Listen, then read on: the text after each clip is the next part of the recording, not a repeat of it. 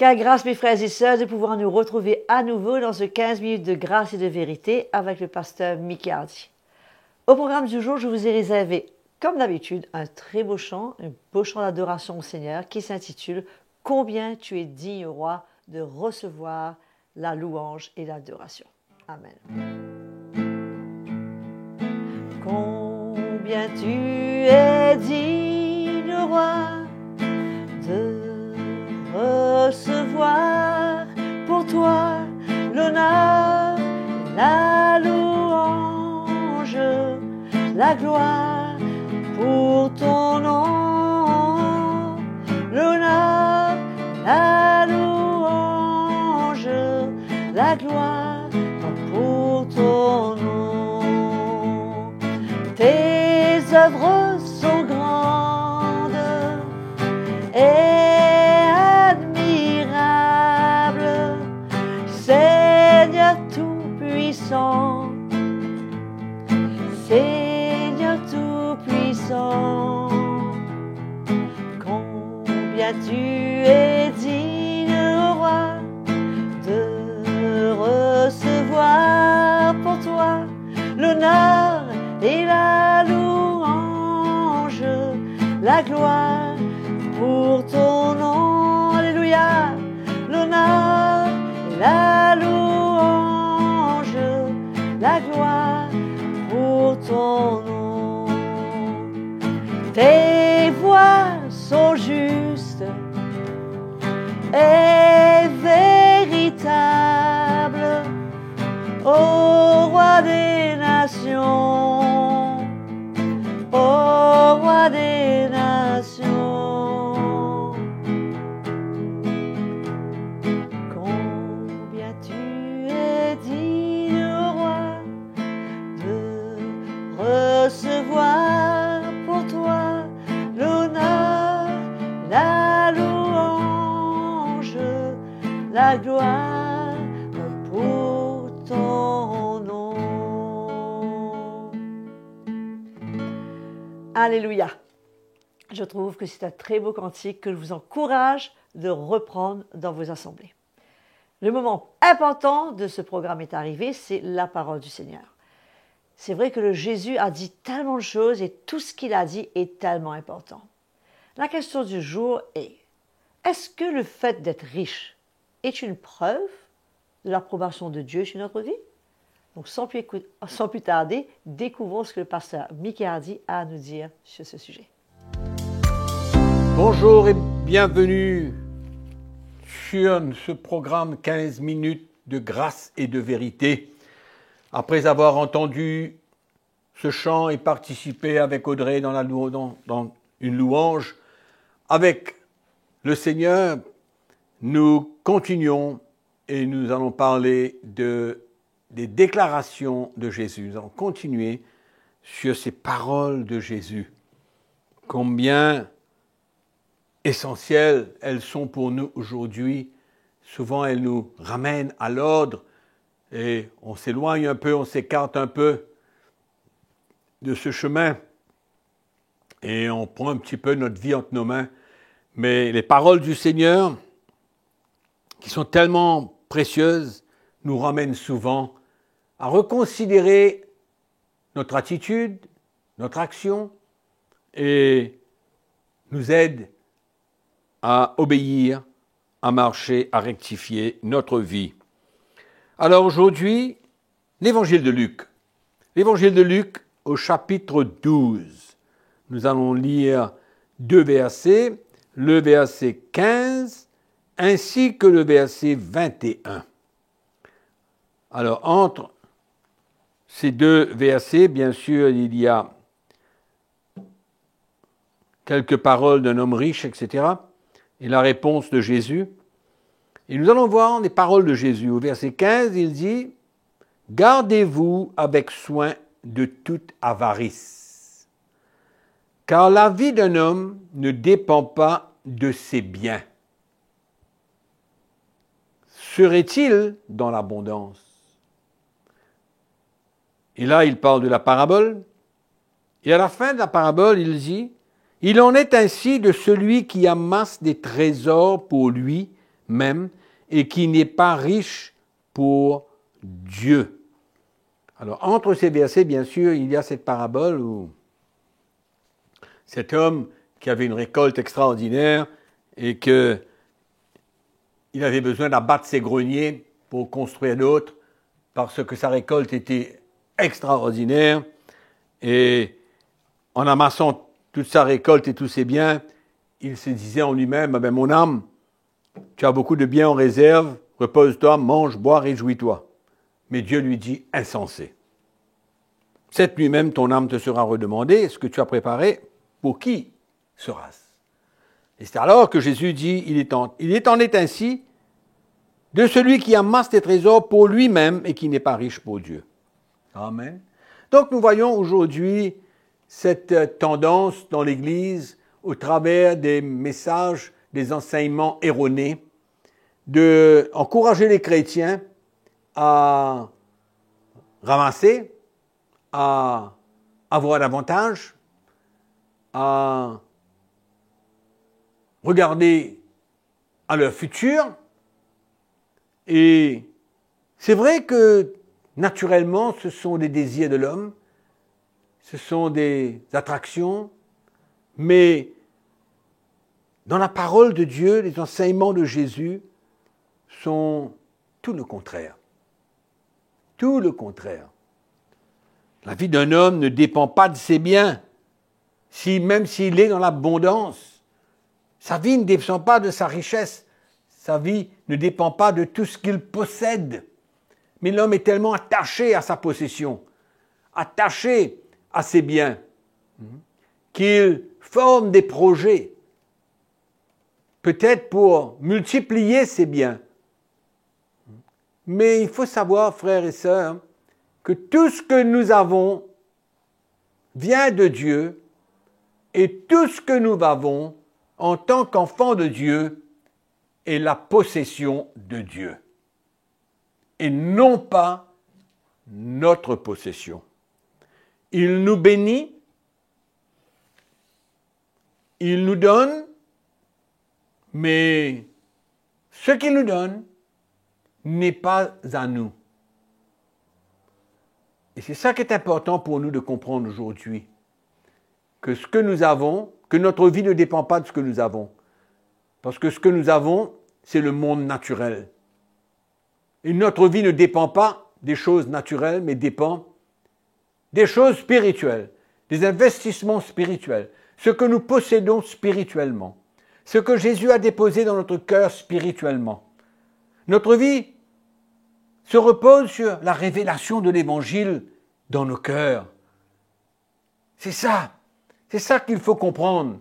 Faire cette séparation entre les choses de la terre et les choses d'en haut. Les choses naturelles et les choses spirituelles.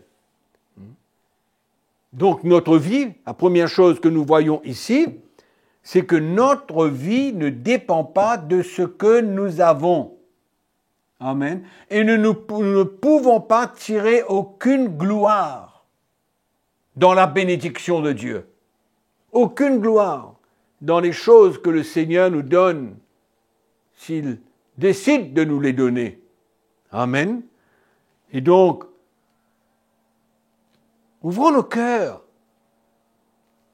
Encore l'exemple dans le livre des Actes des Apôtres.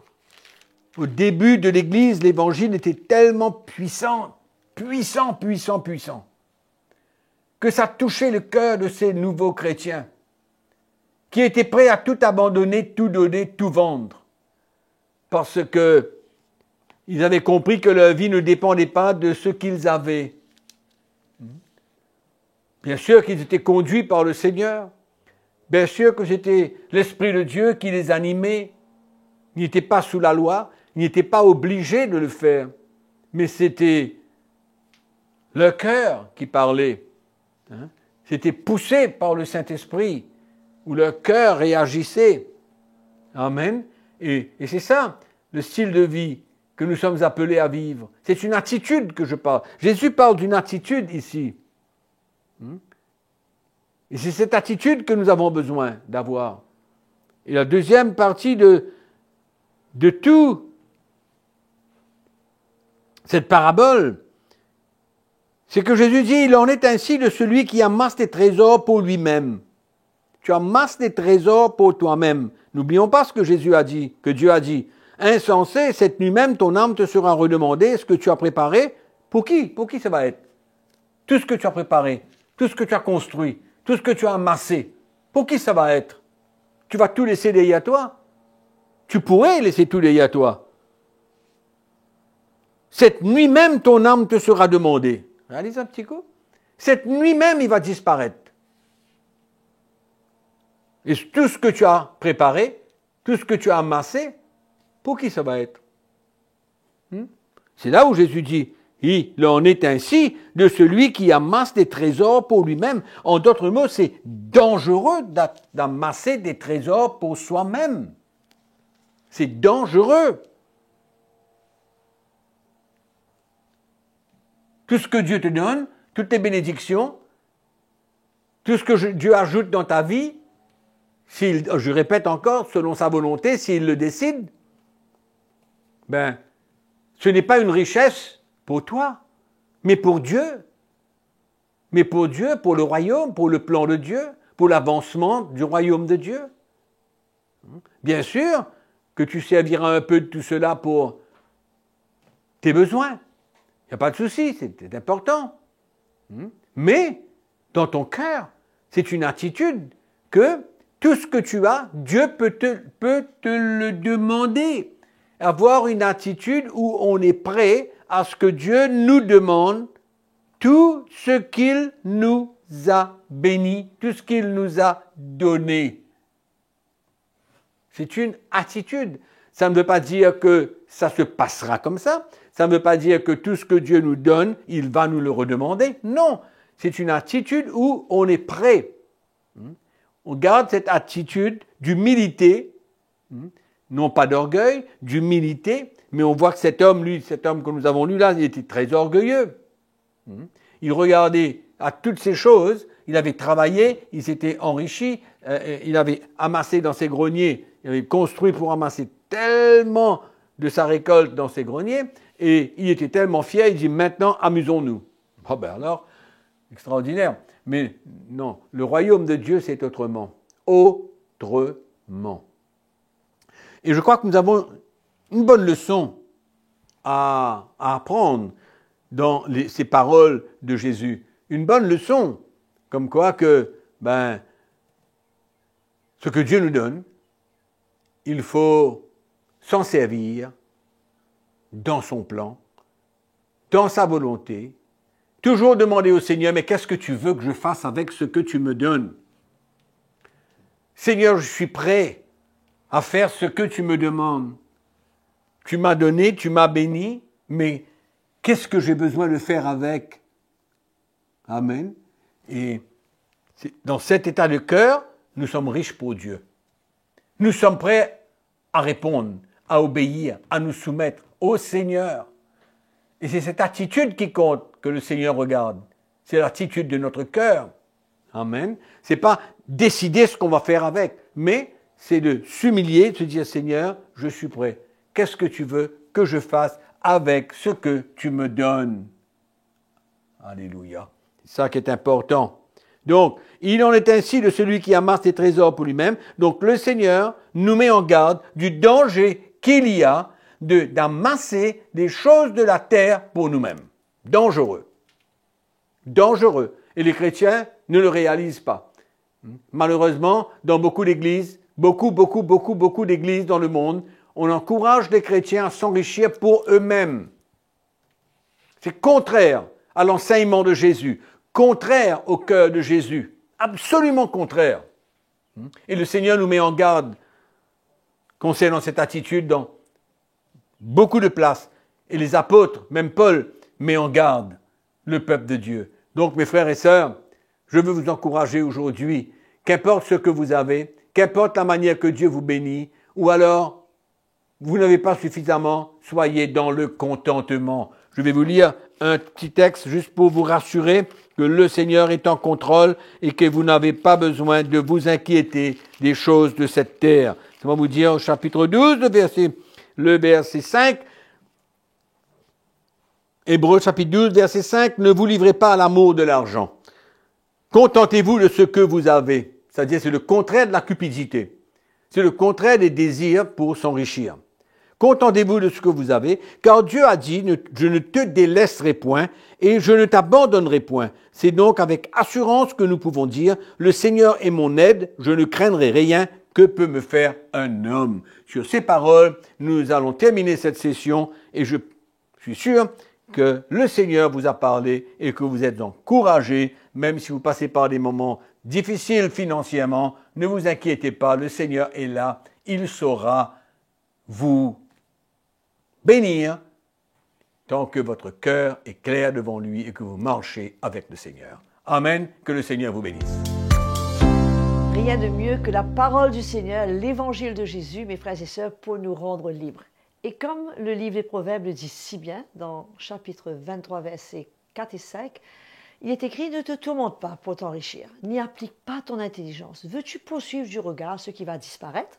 Car la richesse, elle se fait des ailes, et comme l'aigle, elle prend son vol vers les cieux. » Mes frères et sœurs, c'est tellement important pour nous que nous ne nous attachions pas aux richesses de ce monde, mais plutôt que la crainte du Seigneur revienne dans nos vies en ce qui concerne les finances et que nous puissions vraiment reconnaître que c'est Jésus, la source de toutes choses pour nous et que, comme il nous a dit, attention, car c'est soit Jésus ou soit c'est Mammon.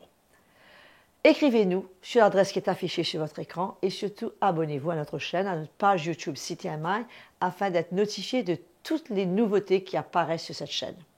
Que le Seigneur vous bénisse et je vous donne rendez-vous sans faute à vous, à tous vos amis, à vos contacts, à la prochaine session avec le pasteur Micardi.